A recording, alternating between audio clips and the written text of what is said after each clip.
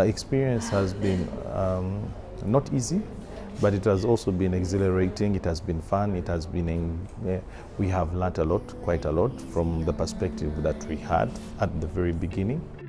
I was able to learn, the best farming practices that uses materials that are readily available within, the community and within the garden.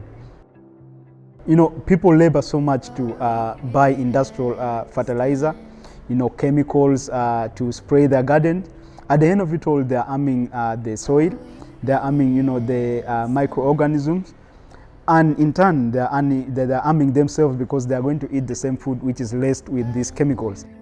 When I joined Agroecology School of Journalists and Communicators, at first the word agroecology wasn't so much vibrant to me, but after the introduction, I came to really know and appreciate what I was going into.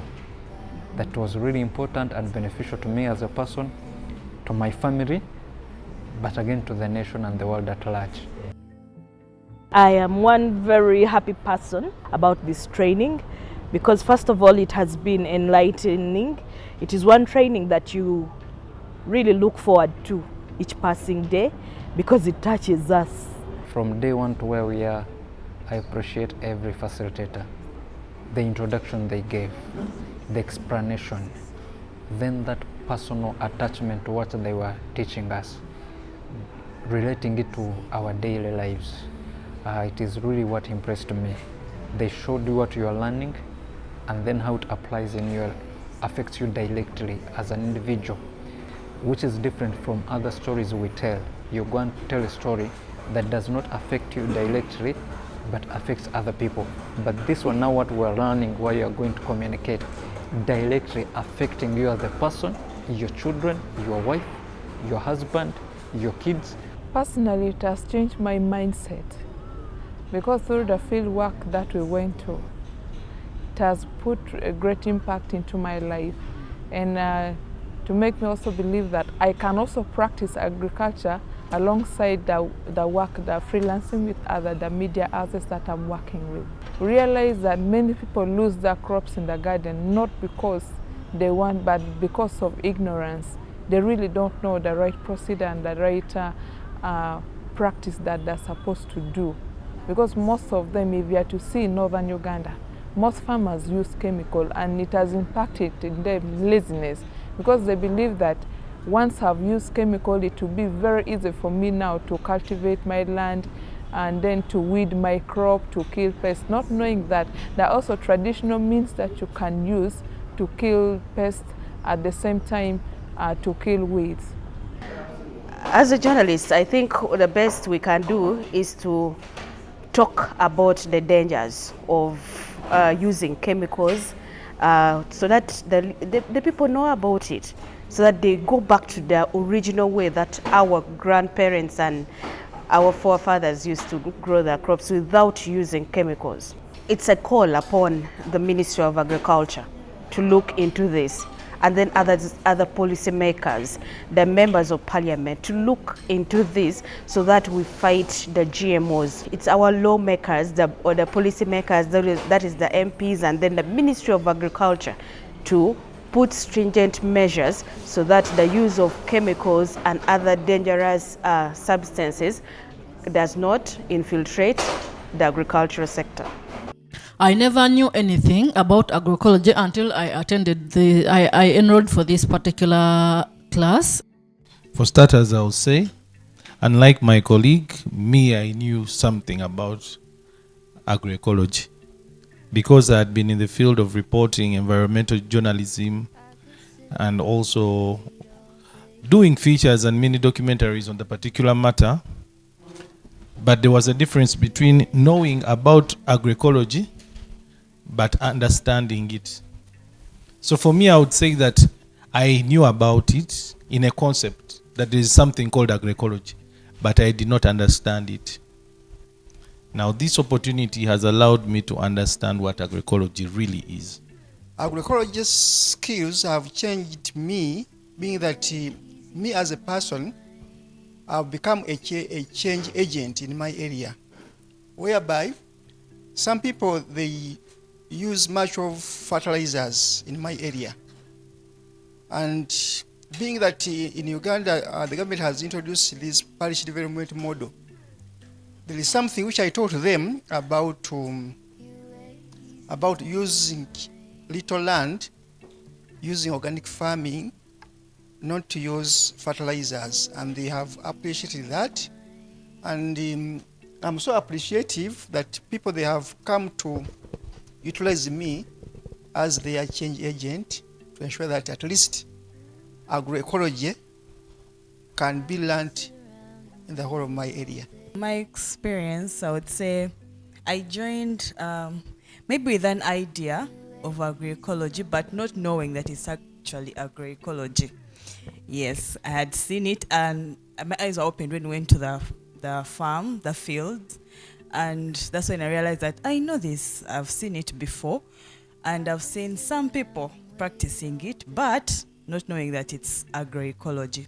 So it was an eye-opener, and my dad was one of those people who was actually practicing the industrial kind of agroecology, but I preached the gospel to him, and things have turned around. As a journalist, of course, we are going to keep spreading the gospel as well, and we believe, people will get to know more and more about agroecology. Another highlight for me was my teammates. Smart farmers, oi! Oi! I think for me that was my biggest one, meeting the smart farmers, meeting amazing ladies, Aliga, Vicky, our adopted one here, Winnie. It has been so beautiful. And of course, special thanks to the facilitators for pulling this off. I don't think we would have come this far without you guys. In the end, it improves the quality of your reporting, and if the quality of reporting improves, the community is sensitized with adequate information that is able to change their lives, bring more hope, and then and then improve their lives altogether. Thank you. My best model was agroecology in practice. That made me learn a lot about what we practice and what we see small-scale farmers practice. But also, they don't know it is agroecology, and they don't know it is best it is the best farming practice. And most people who practice agroecology indirectly is because they think they can't afford to practice industrial agriculture. Just literally, they think so, yet they're doing the best way of agriculture that they can turn into business. And with the cause, I've learned a lot, and I've learned also to preach the gospel and to empower with information those who are practicing agroecology, knowingly and unknowingly, and knowing the benefits or not knowing the benefits. Journalists are educators. The information that we gather and then we write and publish to the public informs the decision of the locals within our community.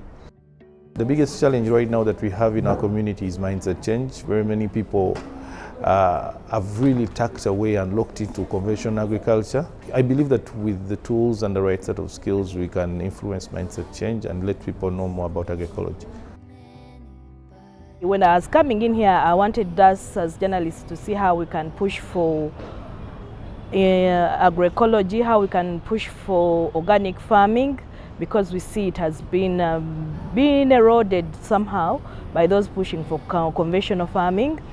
So most of the stories we are seeing, we are pushing for the conventional farming. But I must say that since starting this course, I have started looking at agriculture in a different way. I look at even the stories that come my way, and now I am giving priority to stories on organic farming because of some of the lessons that we have had in agroecology. I have met friends. We are diverse. We come from, you see people from Gulu, from Kitgum, but at least now we are friends. We are a team. You see people looking out for you. When you're not in class, someone will be looking out for you. Where are you? We have seen teamwork push us. We have done work in teams. Apart from the journalists I have in my newsroom and the ones I meet in Kampala, I have met a whole range of other journalists out there. The biggest thing that we have is networking. All the journalists that were part of the second cohort are people who have become collaboratively involved. We know that now, because they are from different parts of Uganda, you know that there is a journalist you can call on to if you need a story to be done in northern Uganda. There's a journalist you can call on to if there is a story that needs to be done in western Uganda, or even central Uganda. It has been able to map us. Simple, you know, when you want to write up issue, northern Uganda, who do we have? In central Uganda, who do you have? Western Uganda, who do you have? So this big network of the entire cohorts, I wish the first and the second cohort should be combined in big WhatsApp group. You keep on adding different cohorts so that we build a network. We know one another, because we don't know the people who are in the first lot, and most of them they do not know us. Maybe with time, as we move with the course, we keep on building. We maybe create WhatsApp community where we go up to 500 people. If you have 500 people who are trained on this kind of practice, I think we shall be able to create a very huge impact. The different journalists that came for this cohort have different skill sets. We have some who are involved in broadcast journalism, others in print, and others in what? In digital journalism. So it is a combination of ideas and skills. One thing that I would love to share with you is I learned a team spirit for these 3 months, and I feel great. I feel honored to be part of you people, and we have learned a lot, and I encourage us to continue with the spirit as far as our team building for the better Uganda is concerned. Journalists and communicators, we are seated on a bomb which is about to explode. Being aware that we are seated on this bomb, one which is food insecurity, food misery in the country, and also climate change. The threat of climate change is more lethal than the threat of armed conflict or wars. In Uganda, we even still have people who are dying of who are still dying of hunger due to climate change, due to food insecurity. People in the northern Uganda actually, it is estimated that more than 200 people a year in northern Uganda die because of hunger. So you see, so journalists, you should first get to know the threat, and then after knowing the threat, they can bring these other news as secondary, but disseminating information about climate change or the need to promote sustainable agricultural practices like agroecology should be primary. Journalists should put in another gear in communicating agroecology. That's what I can tell them. I encourage the members of the 3rd cohort to come with an open mind, apply and be open-minded, willing to learn, because in journalism it's all a learning process. I thought I knew a lot, but when I came into this experience, I realized that there was more that I needed also to understand and to learn. So now I come here with a different, after I've bettered myself, with a better skill set. I can proudly say that.